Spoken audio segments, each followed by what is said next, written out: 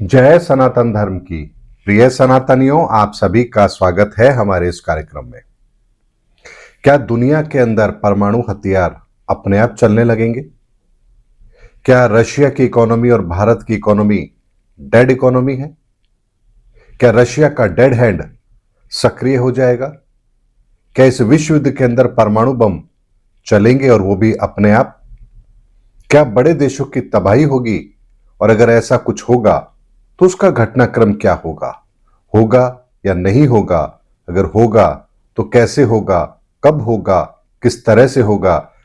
दर्शकों, ये तमाम बातें मैं आप लोगों के सामने जो आज रख रहा हूं, इसको बड़ी गंभीरता से समझिए। साल 2023 मेरी एक ऐसी शख्सियत से मुलाकात होती है जो बहुत ही दिव्य और पवित्र आत्मा है, और उनसे जब मेरी चर्चा होती है, बात होती है, बहुत डिटेल में पारलौकिक जगत की, इस जगत की और आने वाले भविष्य के अंदर जो रूपरेखा इस धरती पर बनेगी, उसके संदर्भ में उनसे मेरी बहुत विशेष चर्चा होती है। और उसी में एक बात कही गई थी कि आने वाले समय के अंदर इस संसार में ऐसा भी होगा कि परमाणु बम अपने आप चलेंगे। ये बात 2023 की है, लेकिन 2023 में ऐसी कोई परिस्थिति नहीं थी जो इस बात को सत्य साबित करती हो। ऐसे में सनातनियों, 2023 के बाद जब हम 2025 में आज आ चुके हैं, तो आज ये परिस्थितियां हमें बनती हुई नजर आ रही है। भारत के और रशिया की इकोनॉमी को डेड इकोनॉमी कहने वाले डोनाल्ड ट्रंप, वो इतने सनकी और इतने पागल है कि वो ये नहीं समझ पा रहे हैं कि वो आखिर कौन से कदम उठा रहे हैं और ये उनको कहां लेकर के जाएंगे। उनके कदम किस विनाश लीला को इस धरती पर अंजाम देंगे, इसकी वो कल्पना भी नहीं कर सकते। और ये ठीक वैसी ही परिस्थिति है जैसे दुर्योधन को अंतिम समय तक ये समझ नहीं आया था कि वो एक हारा हुआ युद्ध लड़ रहा है। रावण को भी ये बात अंत समय तक समझ में नहीं आई कि वो जो युद्ध लड़ रहा है उसमें उसकी हार सुनिश्चित है। इसी तरह से डोनाल्ड ट्रंप को समझ में नहीं आ रहा है कि जो वो माहौल बनाने की कोशिश कर रहे हैं पूरी दुनिया के अंदर, जो पूरी दुनिया को एक नए युद्ध के अंदर झोंकने की तैयारी कर रहे हैं, उसमें उसकी हार तय है। तो पहली बात, सनातनी इस बात को अच्छी तरह समझ लीजिए कि अमेरिका के इस युद्ध के अंदर हार तय है। दुनिया की कोई भी ताकत अमेरिका को बर्बाद होने से नहीं रोक सकती। उसके बाद आती है बात डेड इकोनॉमी की। इकोनॉमी को लेकर के मैं कुछ भी इसलिए नहीं कहूंगा क्योंकि इकोनॉमी के आंकड़े जो आज के समय में हमारे सामने रखे जाते हैं वो मैनिपुलेटेड होते हैं। सरकार को जैसा आंकड़ा रखना है उसके आधार पर वो ये काम करते हैं। इस बात को ऐसे समझिए कि आपको लगता है कि निफ्टी हमेशा ऊपर जाती है, लेकिन क्या आप ये सच्चाई जानते हैं कि टॉप 50 कंपनी को लेकर के और उसको निफ्टी का इंडेक्स बनाया जाता है और उनकी परफॉर्मेंस से निफ्टी की रेटिंग तय होती है, निफ्टी का सफर तय होता है। तो ऐसे में जो कंपनी अच्छा परफॉर्मेंस नहीं कर रही है उसको निफ्टी से बाहर निकाल दीजिए और किसी और कंपनी को जो अच्छा परफॉर्मेंस कर रही है उसको निफ्टी में शामिल कर लीजिए। आपको लगेगा निफ्टी तो ऊपर जा रही है, लेकिन वास्तविकता यह है कि आपके पोर्टफोलियो में बहुत सारे शेयर ऐसे होंगे जो बहुत नीचे आ चुके होंगे। तो एक तरीके से आप ये समझिए कि केवल 50 कंपनी पूरे हिंदुस्तान के अंदर क्या ऐसी नहीं होगी जो हमेशा कुछ ना कुछ बेहतर प्रदर्शन करेगी। तो उसके आधार पर आप निफ्टी इंडेक्स को देखते हैं और उसके आधार पर आप भारत की इकोनॉमी को बढ़ता हुआ देखते हैं। तो क्या वास्तव में सच है? ऐसा नहीं है। तो इसलिए सनातनी इकोनॉमी के आधार पर अगर जो भी चीजें हो रही हैं उसके लिए डेड इकोनॉमी का क्या क्राइटेरिया है, इस विषय में मैं आप लोगों के विवेक पर छोड़ता हूं कि आप अपने विवेक से निर्णय लें कि इकोनॉमी कैसी है और कहां जा रही है। लेकिन सबसे महत्वपूर्ण बात आती है डेड हैंड की। ये डेड हैंड आखिर है क्या? क्यों रशिया के उपराष्ट्रपति ने इस शब्द इस्तेमाल किया और इसके पीछे का मकसद क्या है? सनातनी डेड हैंड का मतलब है कि वो प्रक्रिया जिसके अंदर अगर कोई संकेत ना मिले तो वो प्रक्रिया अपने आप चालू हो जाएगी। इसको ऐसे समझिए कि रशिया ने एक ऐसे मैकेनिज्म को डेवलप कर रखा है और वो सोवियत संघ के समय से ही है, जहां यदि अगर रशिया के ऊपर हमला होता है और उसमें रशिया के टॉप लीडर मारे जाते हैं तो ये मैकेनिज्म ऑटोमेटिक काम करेगा और थोड़े समय के अंदर ही ये परमाणु बम उस देश पर अटैक कर देंगे जहां से उनके ऊपर हमला हो रहा है। तो सनातन इस बात को समझिए, ये मैकेनिज्म आखिर काम करेगा कैसे? उस मैकेनिज्म को आखिर ये पता कैसे चलेगा कि मेरे देश के टॉप लीडर मारे जा चुके हैं? तो इसका सीधा सा संबंध बनता है कि रोज रशिया के टॉप लीडर उसको कमांड जरूर देते होंगे। यानी एक ऐसा मैकेनिज्म जहां रशिया के टॉप लीडर, वो 2 हो सकते हैं, 5 हो सकते हैं या 1 भी हो सकते हैं, वो रोज उसको कमांड देते हैं कि किस एरिया में और किस तरह से आपको एक्टिव होना है या नहीं होना है। यानी अगर रोज उनको कमांड मिल रही है, इसका मतलब यह है कि वो यानी उनके नेता जिंदा हैं और अभी उनको एक्टिव मोड पर नहीं जाना है। लेकिन किसी भी दिन अगर मान लीजिए वो कमांड उनको नहीं मिली, तो यहां इसका मतलब यह होगा कि टॉप लीडर को खत्म कर दिया गया है और अब उसे अपना निर्णय खुद लेना है। और यहां पर रशिया के परमाणु हथियार फिर एक्टिव होंगे और उस टेक्नोलॉजी का इस्तेमाल करके वो अपने आप चलने लगेंगे।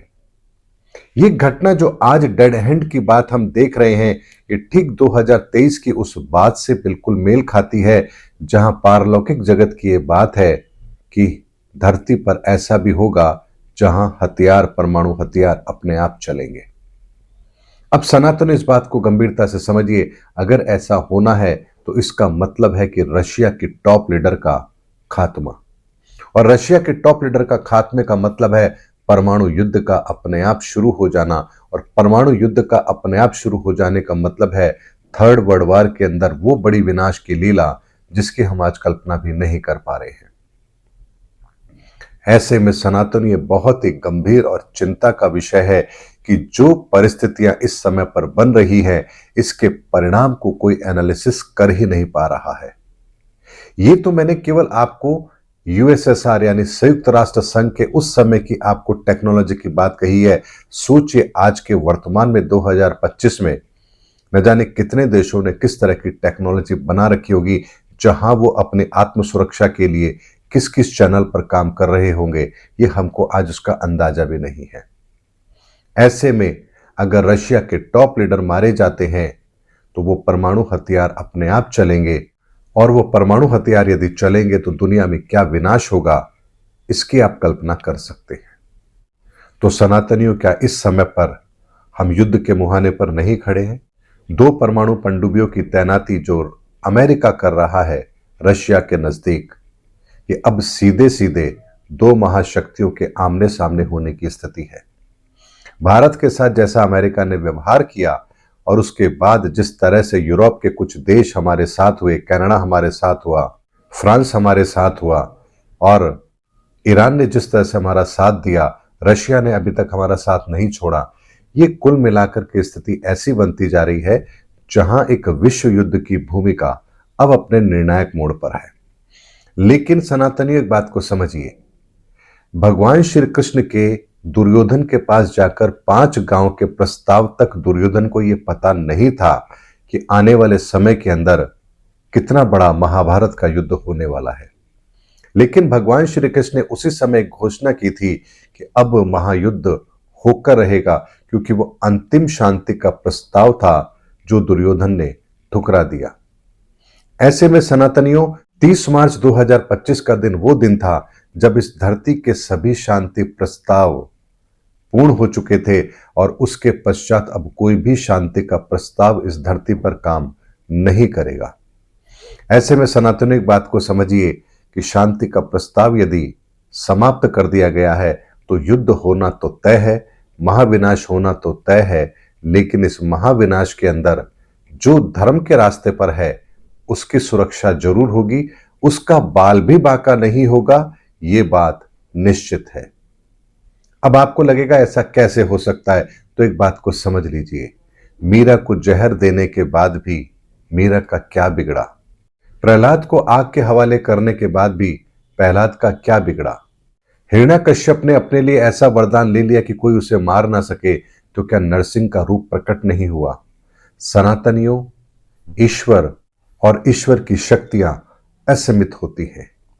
वो किस लेवल पर जाकर हम मनुष्य के लिए क्या प्रयोजन कर सकती है, इसका तो हम अंदाजा भी नहीं लगा सकते। आप इस बात को ऐसे समझिए कि एक शुक्राणु से लेकर के हम इंसान के निर्माण तक की सारी प्रक्रिया मां के गर्भ में कैसे पूर्ण हो जाती है, इतने साधारण तरीके से आप सिर्फ इस बात का अंदाजा लगा लीजिए। आप जो भोजन करते हैं, उस भोजन से आपके पूरे शरीर को जो जो चीज चाहिए, वो चीज आपको सहजता से उस भोजन से ही उपलब्ध हो जाती है। इस मैकेनिज्म को समझ लीजिए। एक बीज का धरती में समर्पण करने के साथ ही एक वृक्ष बनने का सफर तय हो जाता है और वो असंख्य बीज पैदा कर देता है। इस मैकेनिज्म को समझ लीजिए। करोड़ों सालों से धरती, ये सूर्य अपने उसी कक्ष पर घूम रहे हैं और आज तक इनके अंदर कोई त्रुटि नहीं आई। इस मैकेनिज्म को समझ लीजिए। इस अनंत ब्रह्मांड के अंदर हमारी पृथ्वी की हैसियत क्या है? अगर मैं कहूं, हिमालय के पूरे विशाल पर्वत के बीच में यदि कोई एक सुई की नोक से कोई छेद करे, तो उससे ज्यादा हमारी पृथ्वी की हैसियत नहीं है इस ब्रह्मांड में। और उसके बाद भी इस पृथ्वी पर इतनी विकास यात्राएं, ये सब कुछ जो संचालित कर रहे हैं, उस पर ब्रह्म प्रकृति की ताकत का आप अंदाजा कैसे लगा सकते हैं? आप सागर के पानी को लेकर के उसके तत्व को तो खोज सकते हैं, उसकी विशेषता को तो जान सकते हैं, लेकिन क्या आप किसी भी तरीके से बिना सागर में उतरे सागर की विशालता और सागर की ताकत, उसकी लहरों की ताकत और उसकी गहराई, क्या इसको आप किसी लैब के अंदर नाप सकते हैं? यह संभव ही नहीं है। इसी तरह से सनातनियों, हम केवल और केवल इस प्रकृति के रहस्य को जानने का प्रयास कर रहे हैं, लेकिन इस प्रकृति की विशालता, इसकी ताकत, इसकी गहराई, इसकी संपूर्णता, इसको बिना आप प्रकृति को समझे जाने जान ही नहीं सकते। इसीलिए आने वाले समय के अंदर वो हो रहा है जिसकी कल्पना आज हम कर ही नहीं सकते। उम्मीद करता हूं सनातनियों, आज के वीडियो में आपको एक भविष्य की रूपरेखा जरूर स्पष्ट हो गई होगी। अगले वीडियो में आपसे फिर मिलेंगे।